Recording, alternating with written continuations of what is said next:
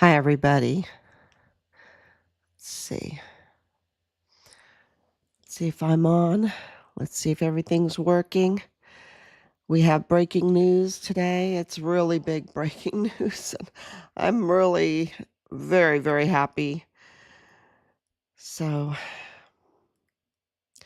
today has been a very good day. Really good day. I'm starting to get my voice back, so that's good.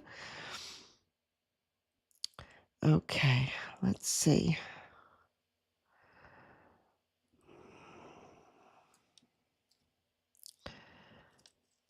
A very good day. Really good day. I'm starting to get my voice back, so that's good. Okay, so we are, turn this down. You can hear the feedback, I'm sure.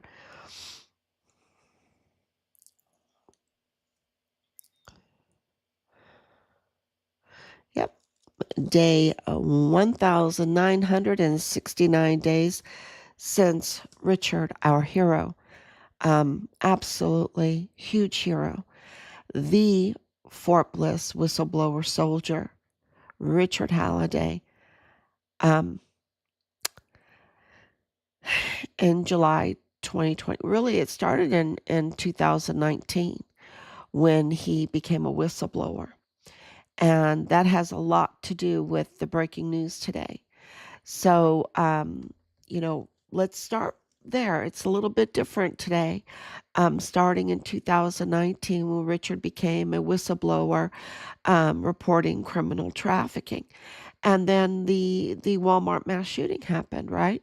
The Walmart mass shooting, the orchestration of that, because Richard was President Trump's inside man. What happened in 2019? Well, the arrest of Epstein, wasn't it? The arrest of Epstein. And where was Epstein's ranch? Right there, Zorro Ranch, right north, right on the north border of White Sands Missile Range, part of Fort Bliss, and a direct beacon from Santa Teresa International Jetport. You just, if you're a pilot, you just punch in all that fancy stuff for the Odovor beacon, and it would just take you right into that Zorro Ranch's um, landing strip there, right? He had a hangar and a landing strip. Very fancy place. You can still look online for it all. And just look up the Odovor. I think that's would bring you right to it, right to it in New Mexico. And so 2019, a lot of things were happening. And if you look at President Trump's actions at the border, him securing the border at the time, holding traffickers accountable, cartel, all of that stuff at the time. Um, and Richard was the Fort Bliss inside man that the military were involved in cartel activities. And with all of the information coming out surrounding Charlie Kirk and Fort Huachuca, we know that the military, as long ago as 35 years ago, was colluding with the cartel with tunnels in Arizona. And we know that there are tunnels under Fort Bliss. We know that there are tunnels in El Paso that go right to Mexico. We know that not this year, so many things happened this year that our amazing president has accomplished. And what he was doing today was just really something amazing. But so many things amazing. But what happened this year is the cartel leader that was in charge of those tunnels was arrested. He was arrested along with La Diabla, the she devil involved in targeting pregnant women, promising them jobs or just um, however she got her hands on them, God help them, and ripping their babies from them with these illegal C-sections using, teenage teenage females to do the C-section, and taking their organs, and then and disposing of the bodies, right? Disposing of the bodies, and Plenitude Crematorium was raided. The funeral home Del Carmen was raided. And this is, Cesar Paneche's mansion was raided. This is all connected to El Paso. Cesar Paneche is living in Texas right now. A lot of these big cats that are up to no good in Chihuahua, Mexico. I want to say Chihuahua, Mexico, because that's the state of Mexico. And of course, a lot of this is happening in Juarez, Mexico, which is a Siamese sister city of El Paso. They are connected, right? They are connected. Um, there might be a fence in between them, but they are connected. You could just walk over the bridge. And I'm sure once upon a time it used to be one big, large city. But Juarez is, I think their population is twice as much as El Paso, just about. But I might be wrong there, but I think that that's what it is. Um, and, so these arrests are happening in Chihuahua, and you see the internal cartel war raging, with the major hit in Parral, which is amazing city there, that is surrounds a mountain of silver, right? Um, uh, but so many cartel leaders were killed there just recently, and you see the implications of Maru Campos. She's the governor of Chihuahua, of her administration, with the arrest of Cesar Duarte, who is, connected at the hip, I think, to Carlos Manuel Salas. So it's going to be very interesting. And Cesar Duarte's wife, in 2020, she was fleeing to Miami because there was warrants out for her arrest, right? But they live in the United States. Carlos Manuel Salas lives in the United States. They have businesses in the United States. The owners of Plenitude Crematorium, rat infested, over 400 body recycling, um, dumping, narco crematorium. It's just, there's not words for it, because it's so disgusting that was the dumping ground for these bodies, and even the fraud, taking bodies from families and giving them construction, um, cement, whatever, in urns, so that they can cash in on this recycling of the bodies, for unidentified migrant humanitarian aid, or even toxic disposal during the pandemic, take advantage of the pandemic, and, all of this fraud. And um, in the most demonic, satanic, dark, hellish, bringing hell on earth. Um, you know, these are the most criminals, and this all has to do with Richard's case, because he was reporting on this infiltrating into Fort Bliss. And we know that CID, Tavita Nusa, who had his badge revoked, his credentials removed, he was separated from the Army, that he is a prime suspect in the taking life of our son, and along with his cousin Leilani Hart, and his other cousin, Richard's platoon leader Dallas Hart. Um, and every time I mention Leilani's name, and of course, she goes by many different names, but she confessed to the worst type of crimes, facilitating the worst type of crimes against children in July of 2020, and worse things, and even the worst type of crimes against father and sons with her own children, um, adult children, even when they're in the uniform. That includes Dallas Hart. That includes Dallas Hart participating in acts that are illegal with his father and brother. Um, and of course, film movies that you're not supposed to have that are about the worst type of crimes against children. Um, this is, what she was confessing to in a notarized affidavit in 2020, July 2020, right at the same time as our son's life was taken. So Tavita Nusa's brother, Solomon Nusa, mortuary operations officer, absolutely has the possibility, the capability, the authority, the access, everything to remove bodies, tamper with death certificates, or transfer documents for bodies, all of that stuff. And it really puts together who was targeting us as a family, investigating our son's case, which people have to understand. We were told to investigate our son's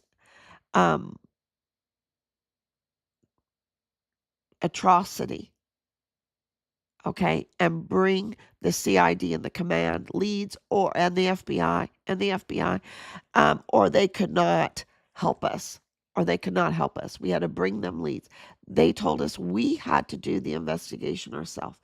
I have to stress that, because it really leads into the breaking news, right? I'm going to talk and talk, and I'm going to lose my voice. But it's so important that this cannot be silenced. This is so important. This is breaking news. And it has to do with the FBI. It has to do with the assistant special agent in charge, Connell Wetton, the Mormon insider. And I didn't say that he was the Mormon insider. I didn't say that. The cartel said that. The cartel said he was their Mormon insider. He was the one that protected them. He was the one that gave them access. And our son his life was taken by being forcibly removed from his barracks room. Who had the authority to do that to him? And then to take his phone away. They already had taken his phone away and everything.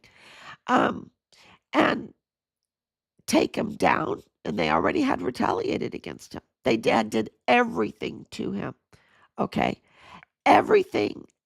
They abused all of the UCMJ to do everything they could to him. And he would not move. He would not be compromised. And they forcibly removed him, took him to the arms room. They took his life. This is all in the same building, because the arms room is down in the basement of the building. And we have posted the door with the seal on it. And then later, under General Eisenhower, at no expense spared, they renovated that arms room without going through normal protocols. And then they stole Richard's body off of Fort Bliss. And that requires documents and people that have access to cameras to tamper with camera footage and cover mortuary cover, DES Thomas Kane's cover, which we know he was absolutely covering for them. And then law enforcement cover. And of course, FBI cover. And of course, the prosecutors USA, the AUSA office in El Paso, in the division that's in charge of narcotics. Because when you're dealing with the cartels, you're dealing with the narcotics division, the trafficking of narcotics, the trafficking of everything, right? Everything. And so, but if you back up to when Richard was whistleblowing, they knew who he was because he reported to the FBI. He had to jump over the El Paso FBI because they were dirty, to go to Houston FBI, to go to the White House, to go to CID, to go to the IGs, to go to Child Protective Services, to go to 911 multiple times. Because in the El Paso FBI office was Connell Witten, the cartel's inside man. And Richard was Trump's inside man. You see? And Connell protected those that wanted the open border, that wanted the trafficking, that wanted the crimes against humanity, the facilitation of crimes against children to continue. Because don't forget, Leilani Hart had submitted her affidavit with the FBI, and she's not arrested. She's not arrested. And she confessed to facilitating the worst type of crimes against children and other things.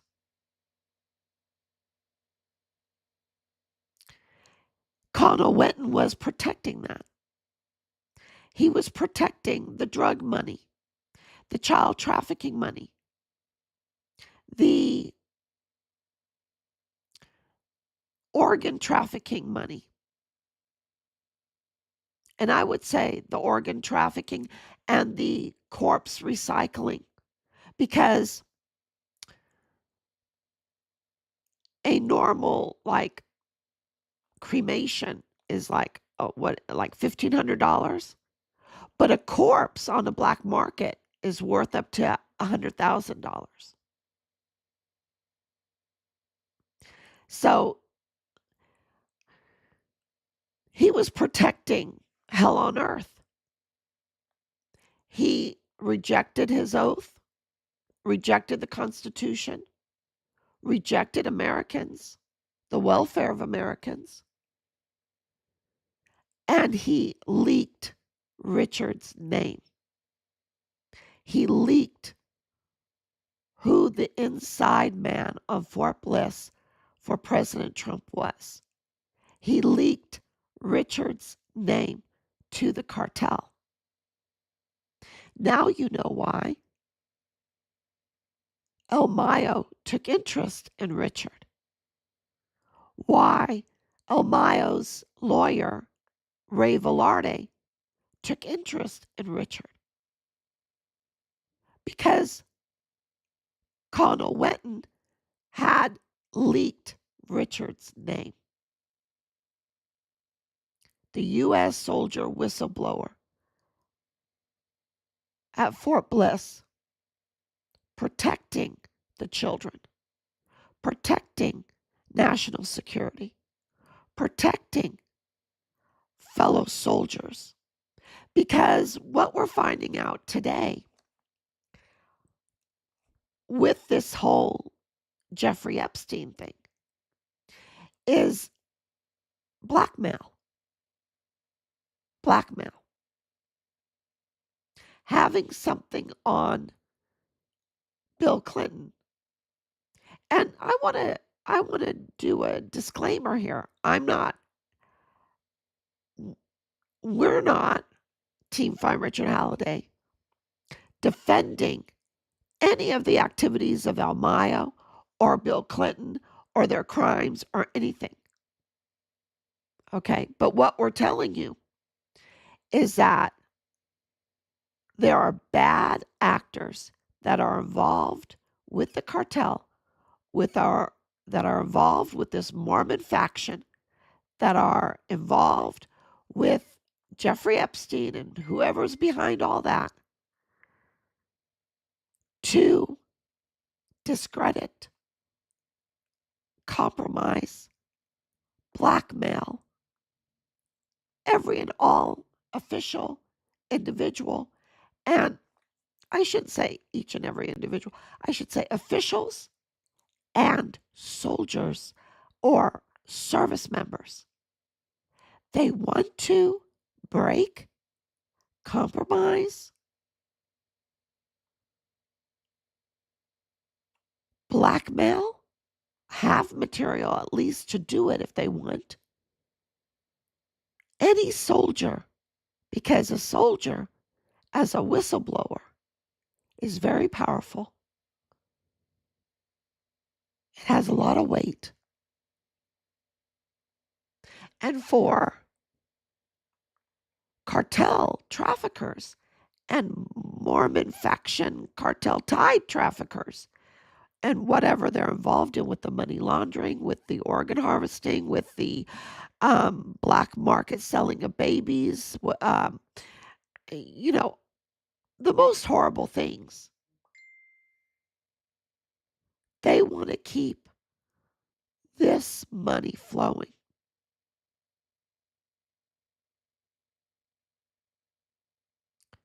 And they need ammo, pictures, videos,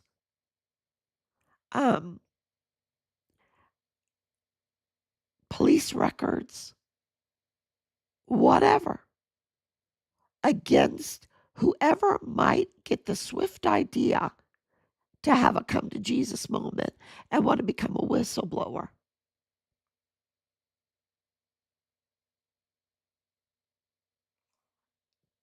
Or at least have a moral compass and want to become a whistleblower.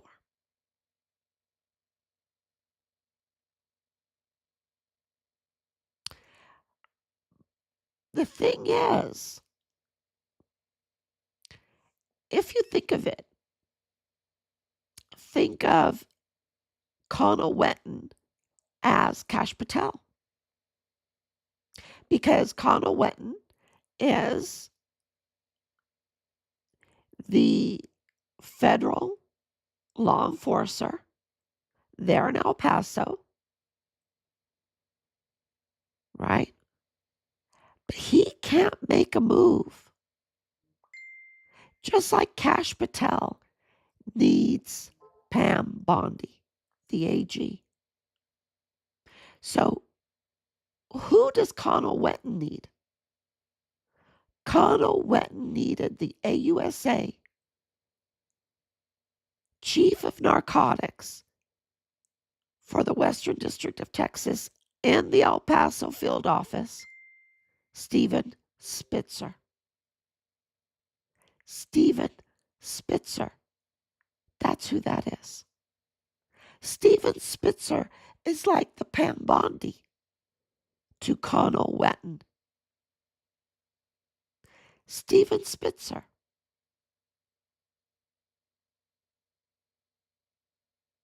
And he allowed the leaking of Richard's name. He allowed all this.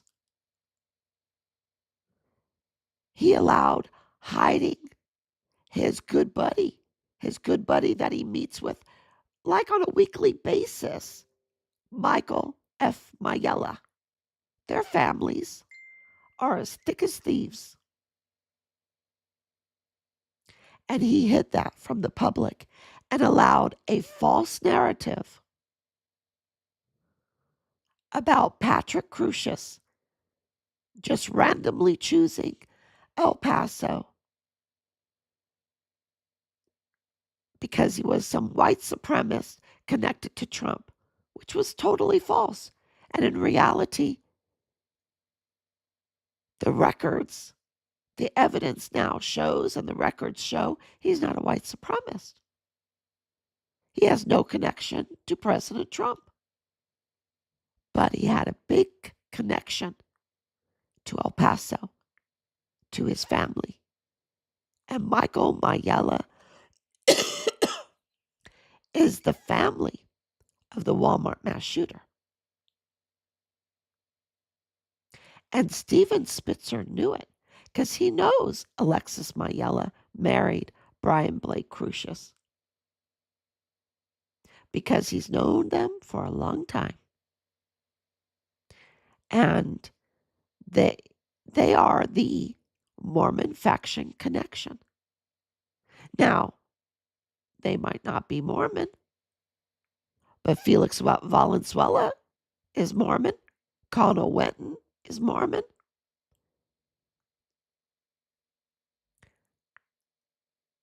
Tavita Nusa is Mormon. Solomon Nusa is Mormon. Leilani Hart is Mormon.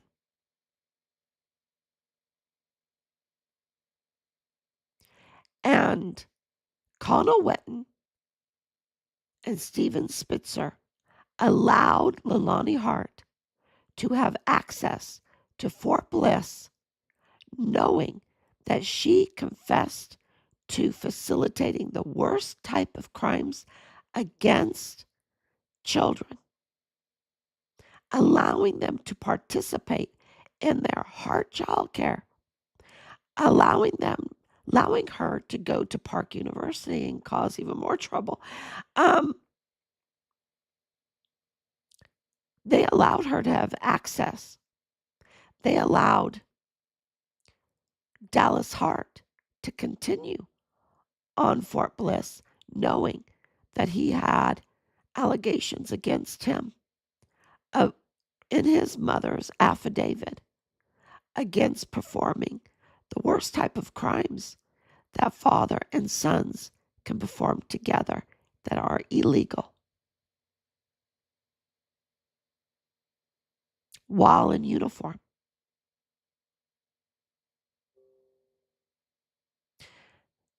This is Steven Spitzer.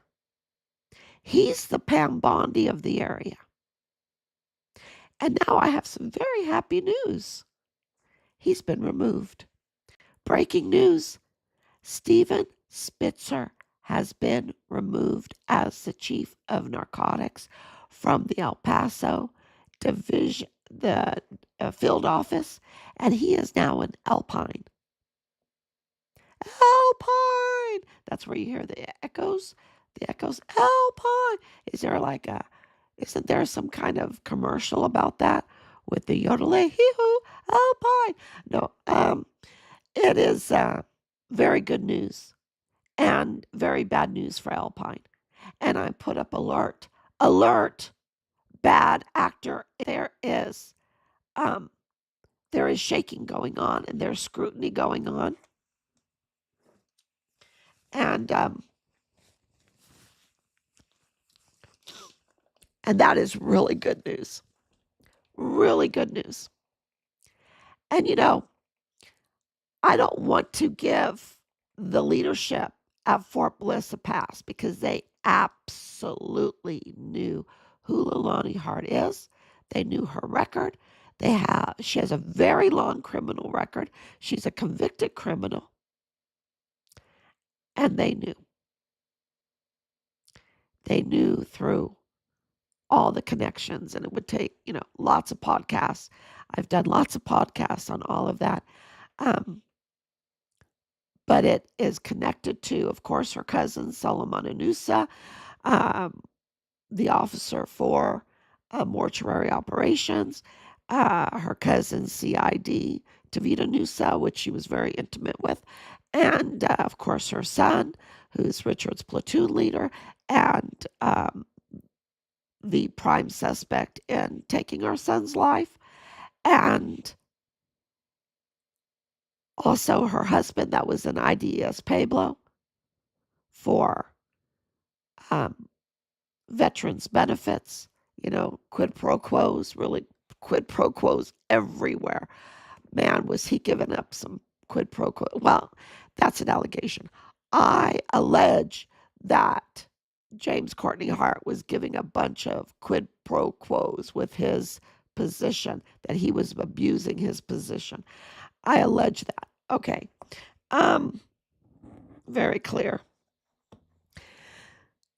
So that's another video, but that's really good news. The other good news is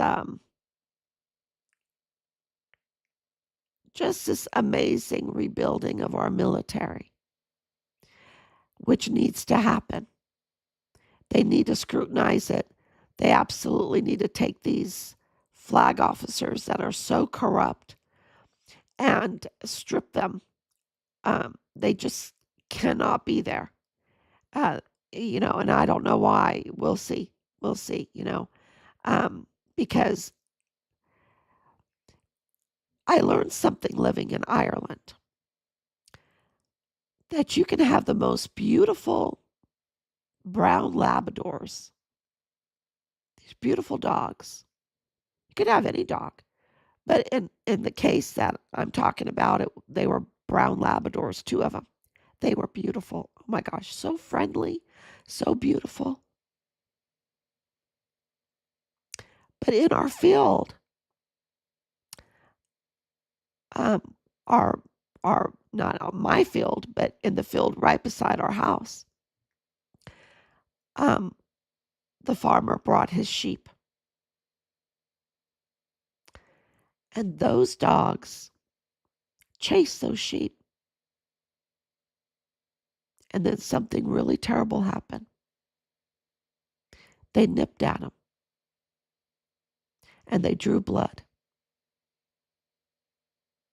And they tasted the blood. And the dogs changed forever. There was no hope. There was nothing you could do. They went mad. All they could think about was the sheep and the lamb, attacking them, killing them. That's all I could think about. They were no longer the same dogs. Those beautiful Labradors. Nobody was there to stop them from chasing the sheep. And what's my point? These generals are so corrupt.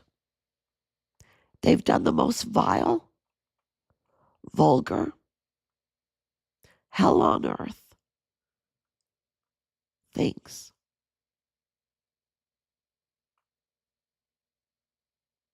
They're no longer the men that first went into the military. They cannot be allowed to stay with the sheep. They cannot be allowed to command our sons and daughters.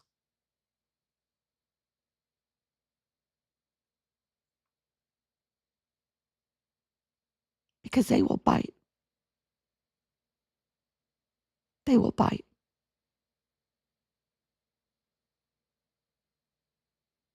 Now, am I right about that? Maybe not. But I think I am. I think I am. And any command and JAG office, because don't forget the JAG are totally responsible, along with Steven Spitzer and Connell Witten, for what happened to Richard. because they leaked his name. They made him a target for the likes of El Mayo.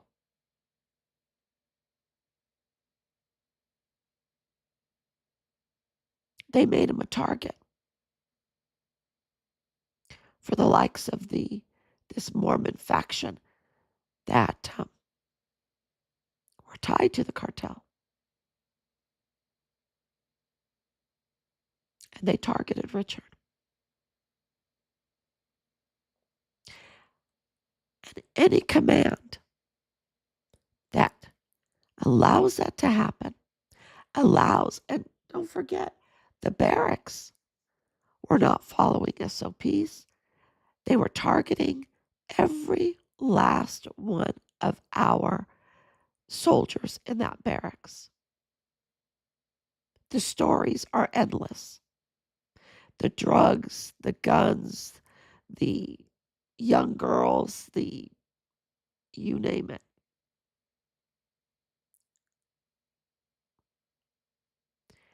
And they participated in the cover-up, like the cover-up of the identity of Nidal Baim, the Palestinian arms dealer with a terroristic threat record, and the father-in-law of Lieutenant Colonel Bradford Bugado in the G3 of the 32nd ATCOM Richard's command, who was married to cartel, connected to cartel Manny Chavira cartel, which is the El Paso chief of police that got that job without having the proper credentials. And also Gustavo Sanchez, the Texas Ranger, who's also connected to cartel. Willie Moya, Arturo Alba, both of those, they met their end with headshots.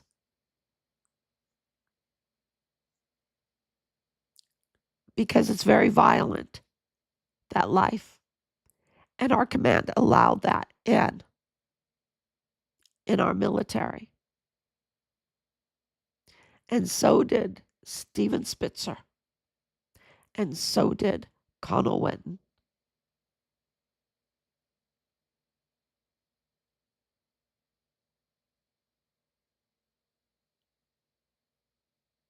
And it's connected to the Walmart mass shooting. It's not a coincidence that Felix Valenzuela was one of the lawyers for Patrick Crucius.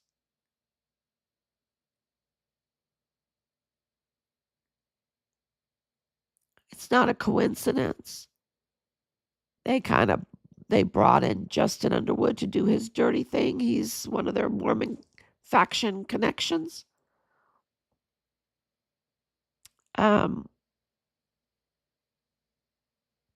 So it's very, and this is not like speculation.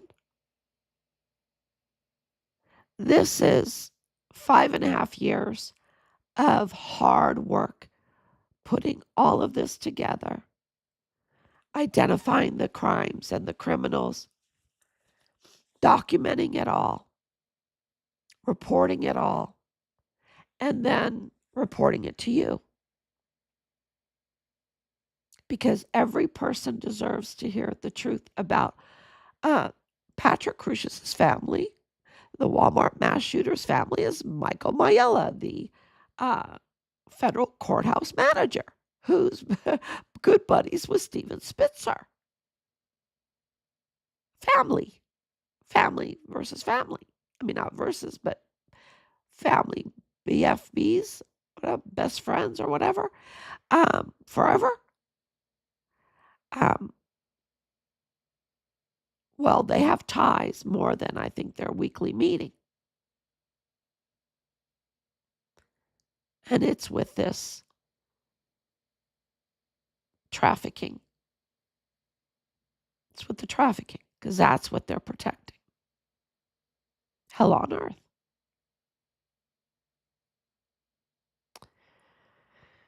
Let me read my comments. Danielle, thank you so much for coming on. The prayers for justice, and a lot of things are happening. That was really good today that he's up in Alpine. I mean, not good for, I'm not happy for Alpine, but I think, hopefully, we've been documenting. We have to document some more. They need to bring all evil actors in Richard's murder case in front of Congress, strip them of uniform on national television, placing handcuffs on all involved in covering up Richard Halliday's murder. That will be a beautiful day. One by one, in front of the nation, and give whoever involved the death penalty for punishment in front of the nation. So maybe it will save other soldiers and leadership from refraining from evil. Absolutely. Absolutely. That's the best we can do. And that's what we should do. All individuals involved need to get their just desserts. 100%. Can't these crimes be considered a RICO act? It's all being worked out. Yep. It's all being worked out. Yeah. It's just, I don't know any other case like this. And it takes a lot of work because really we're a government of the people, by the people, for the people. And so you saw that with President Trump. You see that with President Trump. He has to make his case to the people constantly. And he does. He makes his case constantly. And they don't always like what they hear, right? And he has to weigh legally what he can say and how he can say it and everything, because there's so many infiltrate bad actors. I mean, they're just all knives are out for him all the time. They're like the dogs. They want to bite.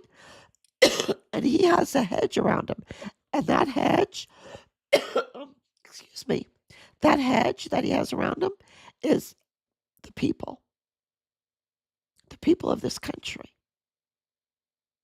And of course, I pray for the hedge of angels to be surrounding him, because he's the only one that has actually done something, arrested people, and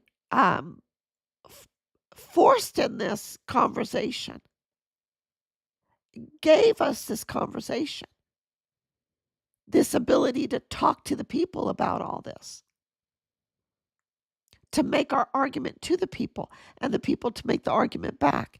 He's opened up the conversation instead of us being silenced.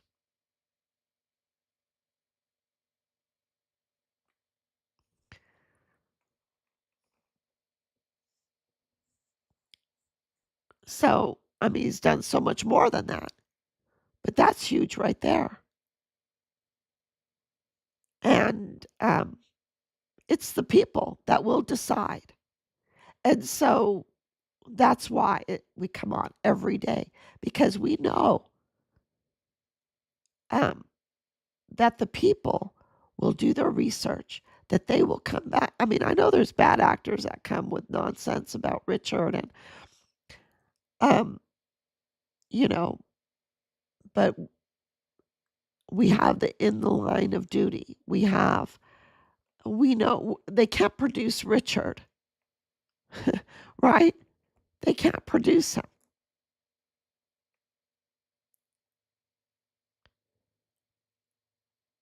So President Trump has been right all along. We've been right all along. And all the evidence is confirming that we've been right all along. And it's all coming out. And the people are listening. And they're the ones that ultimately, I know with the court martials and everything, It will be the military. But guess what? The military is political. It shouldn't be. It shouldn't be political at all.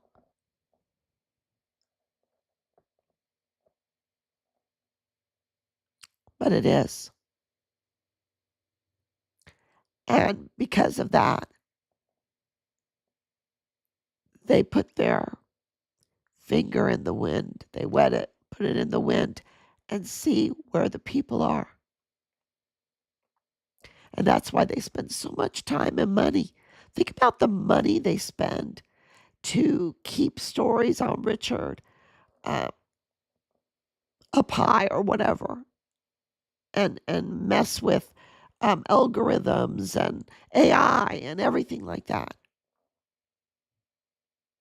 They must spend thousands and thousands and I don't even know how much money they spend. They spent so much money on this case, millions and millions.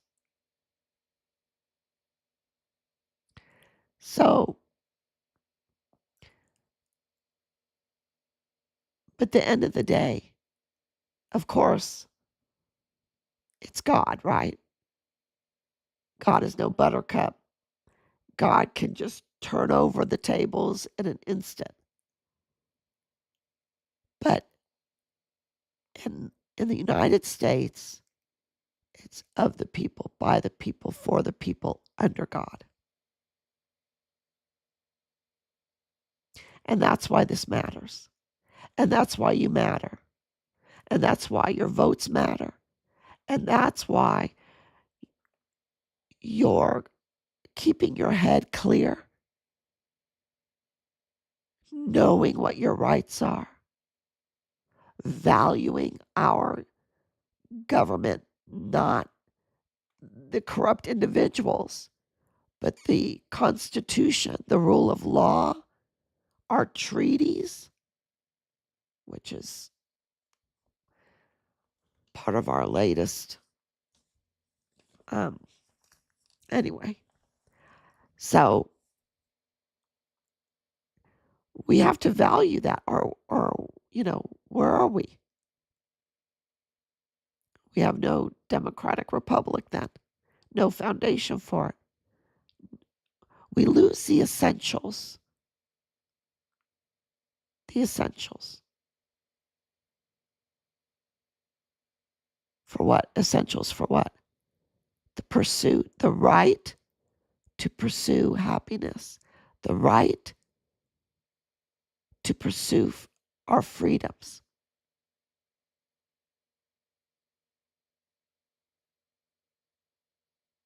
And so this is a huge, huge battle. And we have, and what is that battle? For the hearts and minds of the people, for the truth of what happened in Richard Halliday's case.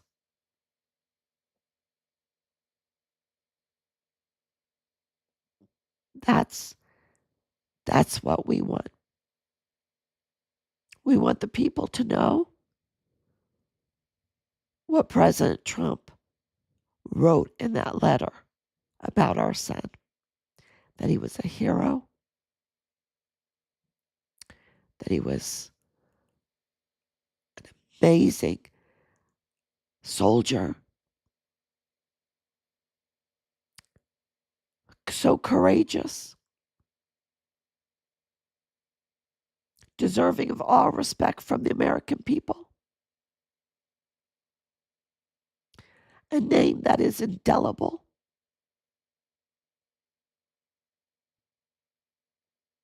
That will never be forgotten.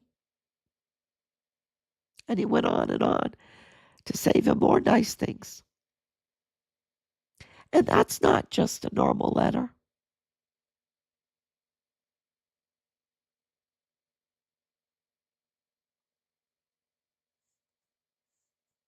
Because it followed a letter that absolutely promised that he would pursue justice and the ending of the weaponization of our judicial and government systems against whistleblowers and of the President of the United States like him. So it's, thank you, Danielle. Thank you, Danielle, so much for all those kind words. And yeah, we're fighting for the hearts and minds of the people, for Richard, to know the truth of Richard. And I think we're doing pretty good.